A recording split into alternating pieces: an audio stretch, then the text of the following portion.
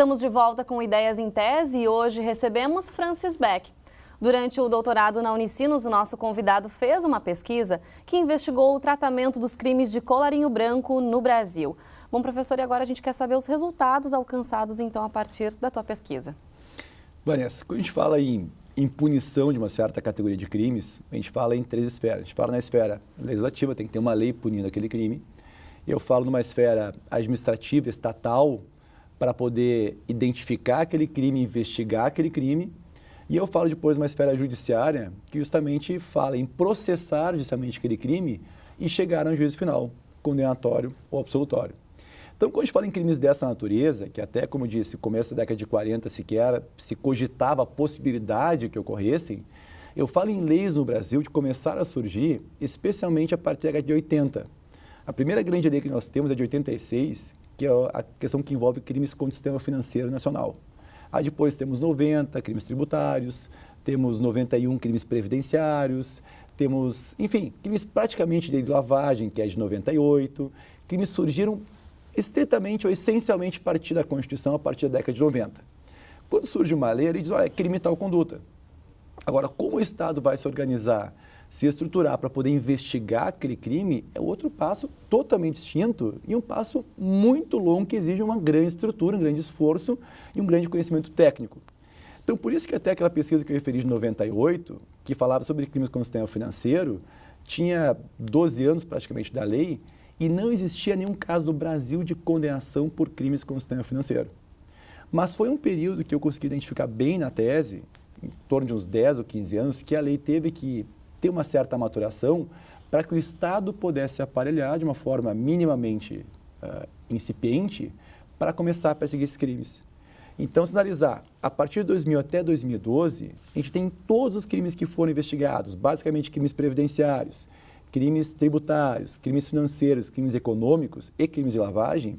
A gente tem uma curva ascendente que consegue verificar desde 2000 muitos poucos casos até o judiciário e pouquíssimas condenações, até um número que vai pouco a pouco crescendo, 2005, 2006, dá uma grande guinada, e aí nós temos, finalmente, no Brasil, um número muito grande de não só processos instaurados, como de condenações. Então, dá para perceber claramente que o Estado se estruturou de uma forma, repito, minimamente suficiente para começar a fazer chegar até o judiciário e para poder fazer que começasse a haver condenações. Nós tínhamos um grande problema, uma grande crítica, que foi tomada até o final do período de pesquisa da tese, que era o seguinte, a pessoa era condenada em primeiro grau, era condenada em segundo grau, mas chegava até os tribunais superiores, Brasília, STJ, STF, e não tinha uma condenação definitiva, ou seja, não tinha ninguém cumprindo pena no Brasil, preso por crimes dessa natureza. Mas eu falo de um processo que inevitavelmente conta com pessoas importantes, que tem crimes complexos, que é mais difícil investigar, e tem geralmente advogados de extrema categoria.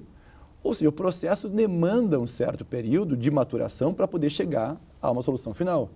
Então, se basicamente teve esse boom a partir de 2005, 2006, inevitavelmente agora é que começam a aparecer decisões finais condenatórias transitadas julgadas, ou seja, que não tem mais recurso e que a pessoa é obrigada a cumprir pena. E casualmente, no final da pesquisa 2012, 2013, é que começaram a estourar, por exemplo, casos que envolveram o fato do mensalão, com pessoas que hoje cumprem pena. E depois desse fato, várias outras decisões começaram a transitar julgado, tanto no STJ como no STF.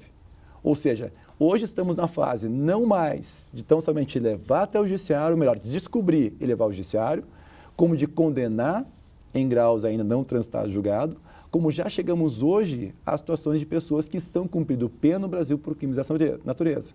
São poucas? São. Mas como toda uma ideia, repito, de maturação e de desenvolvimento, de tempo que as coisas naturalmente demoram, a tendência toda de perspectiva, se continuar esse investimento nos órgãos regulatórios e nos órgãos de persecução penal, a tendência é que em pouco tempo, ou em alguns anos, nós teremos um incremento ainda maior de casos de condenações e de trânsito julgado. Aí tu pode perguntar, já antecipando um pouquinho, tá, mas e tem como saber se, afinal de contas, há impunidade ou não há? Isso é impossível concluir, porque eu não tenho como saber quantos crimes acontecem. Agora, o que eu tenho como medir é quantos chegavam até o judiciário eram condenados e quantos são agora. E isso certamente tem aumentado bastante.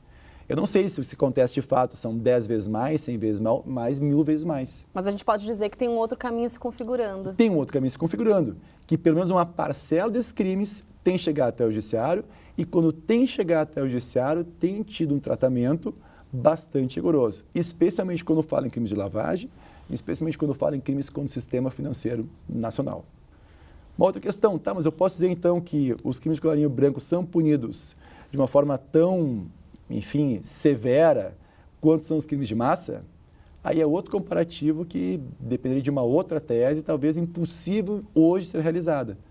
Porque eu teria que pegar os crimes de massa, fazer uma análise de o quanto são punidos, tentar fazer um paradigma de equiparação para poder tentar fazer uma análise de sentido.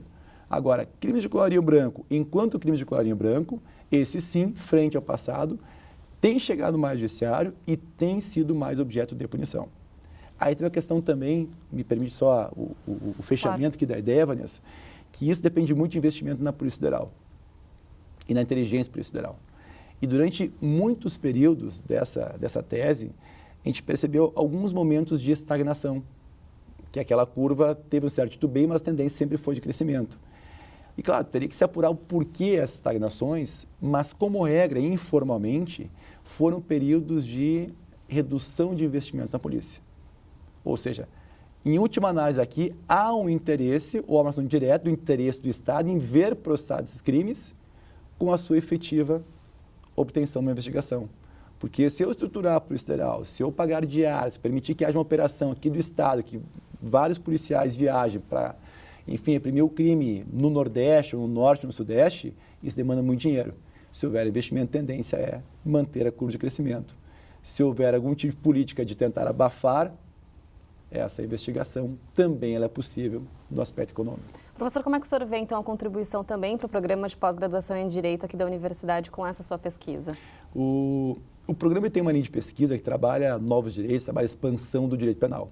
Quando a gente fala em expansão do direito penal, a gente fala em expansão para crimes de massa, especialmente uma expansão para essa área que até então não era objeto penal, para a área do penal econômico, para a área dos crimes de colarinho branco.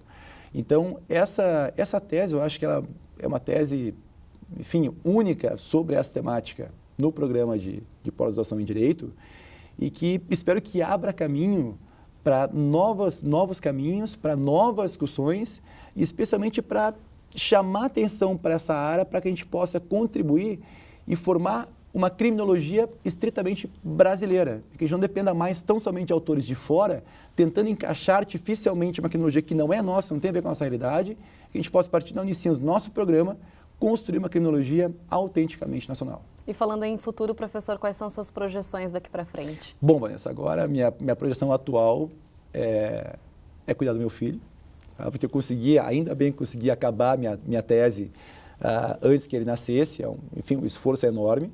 Então, quero agora descansar um pouquinho, continuar aproveitar publicando, um pouquinho essa aproveitar fase. um pouquinho a família, aproveitar um pouquinho o filho, que é uma fase complicadíssima da vida da gente, não tem como esconder. É muito complicado acabar no seu grau de complexidade. Monografia tem seu grau de complexidade, dissertação também, mas essas partes iniciais, elas são uma pesquisa mais ou menos aprofundada. Quando a gente fala em tese, tem o desafio de criar uma tese. Então, isso é uma coisa, pessoas, às vezes, até a entrega do trabalho, a pessoa ainda tem alguma dúvida se há uma tese, se não há. Então, é um desafio muito grande, é muito complexa a operação, ainda mais quando há esses dados empíricos. E penso, claro, fazer um pós-doutorado, mas no momento quero publicar, eu quero poder espalhar isso que eu consegui construir com a minha tese, para daqui a alguns anos, talvez, quando eu estiver um pouquinho mais descansado, fazer sem pressa, né, um professor? pós-doutorado. Mas sem pressa, com certeza. Tá certo, professor. Muito obrigada pela tua participação, pelas informações e sucesso. Muito obrigado. Obrigada. E se você quer saber mais, a tese de doutorado de Francis Beck está disponível no site unicinos.br/biblioteca. O Ideias em Tese fica por aqui. Você pode conferir essa e também outras edições do programa pelo canal youtube.com/TV Rádio Unicinos. Nós voltamos na próxima semana. Até lá!